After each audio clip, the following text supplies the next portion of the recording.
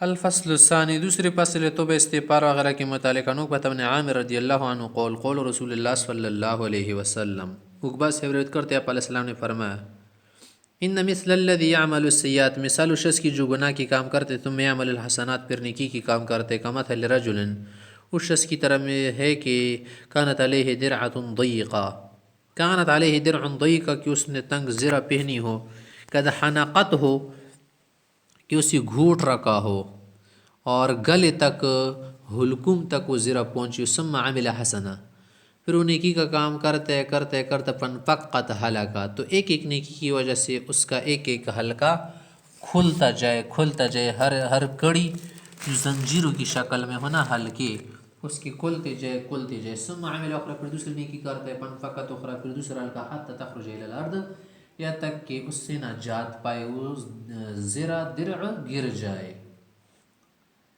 یعنی جو گنہگار آدمی ہوتے ہیں اس کی کام میں تعثر ہوتا ہے، تنگی، مشکل ہوتی ہے، لیکن جب نیکی کی کام کرتے ہیں نا تو اللہ تعالیٰ اس کے لیے کام بھی آسان فرماتے ہیں. رواہ بشرح السنہ.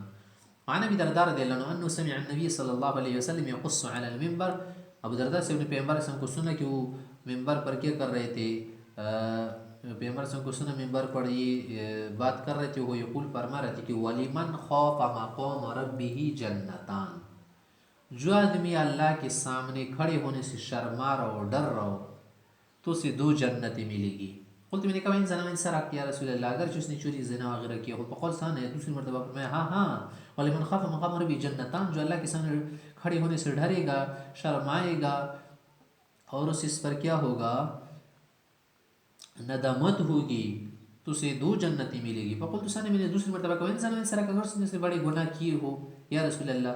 فقال ثالثا، تیسری مرتبہ فرمایا وَلِمَنْ خَافَ مَقَامَ رَبِّهِ جَنَّتَانِ. فقلت ثالثا، میں نے تیسری مرتبہ کہا وَإِنْ زَنَا وَإِنْ سَرَقَ یا رسول اللہ، صرف زنا چوری مراد نہیں، اگرچہ اس نے بڑے بڑے گناہ بھی کیے ہو تب بھی اسے 2 جنتیں ملے گی. قال فرمایا وَإِنْ رَغِمَ تو ابی دردا، اگرچہ ابو دردا کی ناک کی چڑھلود ہو. کیا مانا، اگرچہ تم چاہو نا کہ نہ ہو ایسا، ہو گئے صحیح، جو اللہ کی مرضی ہے اور انعام ہے کہ جو اللہ سے ڈرے گا، خشیت اختیار کرے گا، تقوی اختیار کرے گا، اسے 2 جنتیں ملے گی. رواہ احمد. وعن عامر الرام، عامر رام سے، کتا اصل میں یہ رامی ہے، رامی، یہاں پر یہ کیا ہے، محذوف ہے. قال صاحب کہتے ہیں کہ بینا نحن عنده، یعنی عند النبی صلی اللہ علیہ وسلم، ہم پیغمبر صلی اللہ علیہ وسلم کے ساتھ تھے ایک جگہ. اذا اقبل رجل علیہ کساء، اس اسنا ایک آدمی آیا، اس پر ایک چادر بھی تھی، چادر اڑ رکھی تھی، پیدی شیخ، اور اس کے ہاتھ میں بھی کچھ تھا، قد التف علیہ، چادر اس نے لپیٹی تھی. فقال پیغمبر صلی اللہ علیہ وسلم پوچھنے لگے یا رسول اللہ، مررت بغیظۃ شجر، یہاں درختوں کا ایک جھنڈ تھا، مجموعہ تھا، جنگل سا، واسی میں گزرا، فسمیت فی اصوات فراخ طائر، میں نے پرندے کی جو چوزے ہوتے نا اس کی آوازیں سنی. فاخذتهن، تو چوزے بھی میں نے لیے، فوضعتهن فی کسائی، چادر میں نے رکھ دی. فجاءت امهن، تو ان کی ماں آ گئی نا، جو چڑیا ہے وغیرہ آگے، فاستدارت علی رأسی، میرے سر پر منڈلانے لگی، گھومنے لگی. فکشفت لها عنهن، وہ چوزی میں نے اور ان کے سامنے کھول دی. فوقعت علیہن، تو پرندہ اس پر بیٹھ گیا. فلفقتهن بکسائی، تو میں نے اسے بھی پکڑ کے اپنی چادر میں باندھ لیا، ڈانپ لیا. فہن اولائی معی، دیکھے وہ پرندے سب میرے پاس. یہاں پر ہن لفظ لا ہی تو ذیل کل کے لیے ضمیر استعمال ہوتے نا، غیر ذیل کل کے لیے کیا کر دو اس نے استعمال کیا، تو خیر اس میں کوئی مسئلہ نہیں. ہے یا ہادی، یوں کہا جاتا ہے، ہے یا ہادی، فوضعتهن کی جگہ فوضعتها ہے. قال پیغمبر صلی اللہ علیہ وسلم نے فرمایا ضعهن، رکھ دو اسے، فوضعهن، پھر اس نے وہ چوزیں رکھ دی گھونسلے میں. وابت امهن الا لزومهن، لیکن ماں جو تھی نہیں اڑ رہی تھی، اس سے اڑ نہیں رہی تھی، بس اسی کی ارد گرد کیا ہو رہی تھی، اڑ رہی تھی، پڑا رہی تھی. بقول رسول اللہ صلی اللہ علیہ وسلم، پیغمبر نے اس موقع کو غنیمت سمجھ کر صحابہ کو مثال سمجھا دی کہ یہ پرندہ اپنے بچوں کے لیے کتنا پڑا رہے، دکھ اٹھا رہے. ایک ماں ہے نا، تو ایک ماں اپنے بچے کے لیے کتنی رحم دل ہوتی ہے. اتعجبون لرحم ام الافراح فراخها، کیا تمہیں اس پرندے سے تعجب نہیں ہوتا کہ اپنی چوزوں پر کتنا رحم کرتا ہے. فوالذی بعثنی بالحق، قسم کا کہ فرمائے کہ اللہ ارحم بعباده من ام الافراح بفراخها یا بفراخها، کہ یہ ماں اپنی چوزوں کے لیے کتنی مہربان ہے اور کتنی کیا کر رہی، رحم کر رہی ہے، ترس کھا رہی. اس سے زیادہ اللہ رب العزت رحیم و کریم ہے.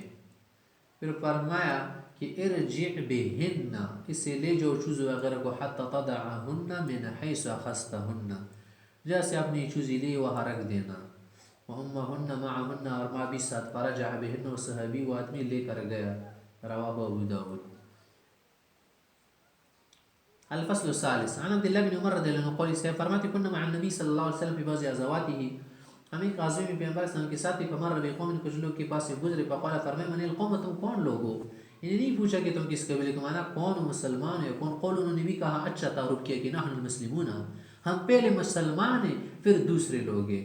ہم لوگ کیا کرتے ہیں، ہم کہتے ہیں پہلے ہم کیا ہیں، ہم فلاں قبیلے کے لوگ ہیں، ہم فلاں قبیلے کے، پھر کہتے ہیں مسلمان بعد میں ہیں. نہیں، مسلمان پہلے رہو اور پھر کیا کرو، ڈاکٹر بنو. تم کسی سے بھی پوچھو تم کون، یار میں ڈاکٹر ہوں. پہلے تو یہ کہو کہ میں مسلمان ہوں، پھر مسلمان کے بعد تم ڈاکٹر رہو، سائنسدان رہو، خدا کرے پائلٹ بنو، خدا کرے تم کیا کرو، چرواہا بنو. پھر آگے دیکھا امرا، ایک خاتون تھی، تخزب بقدرها، وہ ہانڈی کے نیچے، دیکچی کے نیچے آگ جلا رہی تھی. ومعها ابن لها، ایک بچہ بھی ساتھ تھا. فزرتفع وهج، جب آگ کا شعلہ بڑھ جاتا نا تو تنحت بھی، وہ بچے کو ہٹاتی تھی وہاں سے. فاتت النبی صلی اللہ علیہ وسلم، پیغمبر صلی اللہ علیہ وسلم کے پاس آئی. فقالت، کی لگا انت رسول اللہ ہے، تم اللہ کے پیغمبر ہو. قال، فرمائے نعم، ہاں میں اللہ کا پیغمبر ہوں. قالت، پوچھنے لگی بھی ابھی انت و امی، اللہ رحم فرمائے میرے ماں باپ اور قربان ہو. الیس اللہ ارحم الراحمین، کیا اللہ ارحم الراحمین نہیں ہے، سب سے زیادہ رحم کرنے والے نہیں ہے. قال، فرمایا بلا، کیوں نہیں. قالت، پھر فرمایا کہ الیس اللہ ارحم بعباده من الام بولدها، کیا اللہ سے زیادہ مہربان نہیں جتنے ایک ماں اپنی اولاد پر مہربان ہوتی ہے. قال، فرمایا بلا، اس سے زیادہ، اس سے زیادہ. قال، پھر فرمایا کہ ان الام لتلقي ولدها في النار، ایک ماں تو اپنی اولاد کو آگ میں نہیں جھونکنا چاہتی، نہیں ڈالتی. تو فاکب رسول اللہ صلی اللہ علیہ وسلم، یہ کہ پیغمبر سے رونے لگے سر جھکا کے. تو مرا پر سے پھر سر اٹھایا اسی طرف لے. فقال، فرمایا ہاں ہاں، ان اللہ لا يعذب من عباده، اللہ اپنے بندوں کو عذاب نہیں دیتے. کیوں عذاب دے، اسے ملتا کیا ہے، اللہ کو ضرورت ہی نہیں ہے، محتاج نہیں ہے. اللہ بے پرواہ ہے، غنی ذات مغنی ہے، وہ سب سے بے پرواہ ہے. اور کسی کو عذاب کیوں دے، اسے ملے گا کیا، اسے کوئی فائدہ نہیں، نہ اسے کوئی نقصان ہے. تو اگر عذاب دے گا نا ایسے لوگوں کو دے گا، الا المارد المتمرد الذي يتمرد على الله وابا يقول لا الہ الا اللہ، صرف سرکش کو، ذلیل انسان کو، سرتابی کرنے والے انسان کو اللہ معاف نہیں کرے گا. جو اللہ پر بھی کیا کرے، سرکشی کر دے، اللہ پر آگے بڑھ کے تکبر غرور دکھائے اور یہ کلمہ کہنے سے انکار کر دے کہ لا الہ الا اللہ محمد الرسول اللہ، اگر وہ اتنا بھی نہیں کہنا چاہتا، اتنا غرور ہے اس میں، اتنا تکبر ہے کہ یہ کلمہ کہنے کے لیے تیار نہیں ہوتا، تو کیوں معاف کر دے اسے؟ اس نے کام کون سا ایسا بڑا کیا ہے کہ اسے معاف کر دے؟ ظاہر سی بات ہے کہ اسے کیا کر دے گا، عذاب دے گا. رواہ ابن ماجہ. وعن ثوبان عن النبی صلی اللہ علیہ وسلم قول، پیغمبر صلی اللہ علیہ وسلم نے فرمایا ان العبد لا يلتمس مرضات اللہ، ایک آدمی ڈھونڈے گا اللہ کی رضا. فلا يزال بذلك، ایسے ہی رہے گا. فیقول اللہ عز وجل جبریل، اللہ جبریل سے فرمائیں گے کہ میرے جبریل ذرا اس بندے کے متعلق اعلان کر دی تو لگا وہی میری رضا کو ڈھونڈ رہے، اتنا اچھا آدمی ہے، میری رضا کے لیے کیا ہے، حرام پریشان سرگردہ پھر رہے. یلتمس یرزیانی، لگا وہی کسی بھی کام سے پیچھے نہیں ہٹتا، ہر نیک کام کرتے کہ ممکن ہے اس میں اللہ مجھ سے راضی ہو جائے، ممکن ہے اس میں اللہ کی رضا ہو، ممکن ہے اس میں اللہ کی رضا ہو. تلاوت بھی کرتے، کیوں کرتے تلاوت؟ یار اللہ راضی ہو جائے. کیوں کرتے ہیں صدقے؟ ممکن ہے اللہ راضی ہو جائے. کیوں کرتے ہو رحم؟ اللہ ممکن ہے اللہ راضی ہو جائے. کیوں کرتے لوگوں کو راستہ کیوں دکھاتے ہو؟ ممکن ہے اللہ راضی ہو جائے. کیوں یہ نیک کام کرتے ہو؟ کیوں بوڑھوں کا پوچھتے ہو؟ کیوں بیواؤں کا پوچھتے ہو؟ کیوں لوگوں پر رحم کرتے ہو؟ کیوں یتیموں کا پوچھتے ہو؟ کیوں لوگوں کو سلام کرتے ہو؟ کیوں ہم کانٹے وغیرہ راستے سے ہٹاتے ہو؟ یہ تو میں کرتا رہتا ہوں کیونکہ ممکن ہے اللہ مجھ سے کسی چھوٹے عمل سے راضی ہو جائے، تو اس کی کوشش ہوتی ہے ہر نیک کام جب سامنے آتا ہے نا تو لبیک کہتا ہے، یس کہتا ہے، فوراً یس سے ریڈی رہتا ہے، یہ نہیں کہتا کہ یہ رہنے دو یہ کام کسی اور جگہ کروں گا، نہیں، موقع تلاش کرتے اللہ کی رضا کے لیے، موقع کو، چانس کو ضائع نہیں کرتا۔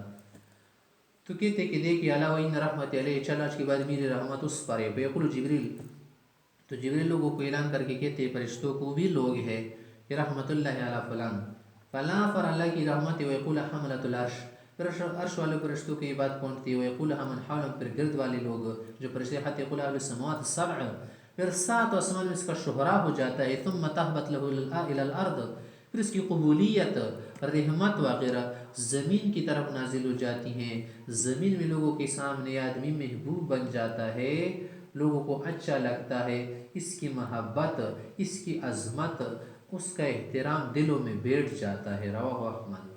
ونسمت ابن زید عن النبی صلی اللہ علیہ وسلم بقول اللہ عز وجل، اللہ نے ارشاد فرمایا کہ فَمِنْهُمْ ظَالِمٌ لِنَفْسِ، بند میں کچھ ایسے جو خود پر ظلم کر رہے، وَمِنْهُمْ مُقْتَصِدٌ، کچھ درمیانہ قسم کے لوگ ہیں کہ کیا کر رہے، کچھ نیکیاں کچھ برائیاں، وَمِنْهُمْ سَابِقٌ بِالْخَيْرَاتِ، اور کچھ تو کیا ہے پس پوزیشن کے لوگ ہیں کہ ہمیشہ نیک کاموں کی طرف بڑھتے رہتے ہیں۔ قال فرمائے کہ کلہم فی الجنہ، سب جنتی ہوں گے، جو ایک نمبر ہے وہ تو اسی بھی سورج کی طرح، چاند کی طرح شکل کے ہوں گے، داخل ہوں گے، جو درمیانہ کے تاروں کی شکل کے داخل ہوں گے، پھر اس کے بعد جو ظالم ہیں انہیں بھی میں معاف کروں گا جب انہوں نے شرک کفر نہ کیا ہو۔ رواہ البیہقی بکتاب البعث والنشور۔